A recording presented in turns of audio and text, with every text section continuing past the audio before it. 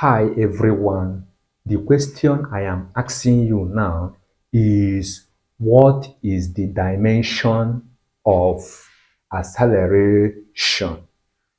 What is the dimension of acceleration? That is what I will treat now. Please pay attention as I treat it. But before you get or before you start solving for dimension of acceleration, you have to know the formula of acceleration. So what is the formula of acceleration? The formula of acceleration is acceleration equals to change in velocity all over time. The formula for acceleration is equals to change in velocity all over time. I use this symbol to represent change in velocity all over time. That is the formula of acceleration. Now, what is the dimension of this acceleration? The dimension of acceleration will now become the dimension of velocity all over dimension of time. Now, what is dimension of velocity? Remember that the formula of velocity here is distance all over time divided by this time we are seeing here, okay? Which is equals to distance divided by this time,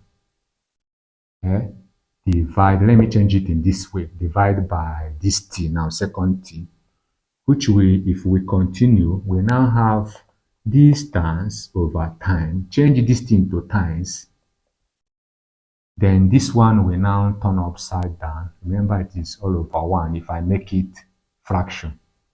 So now not turn upside down because I have changed this thing to times. What we now have now is 1 all over t. We now have 1 over t, which is now distance times 1 is distance all over t times t is t squared.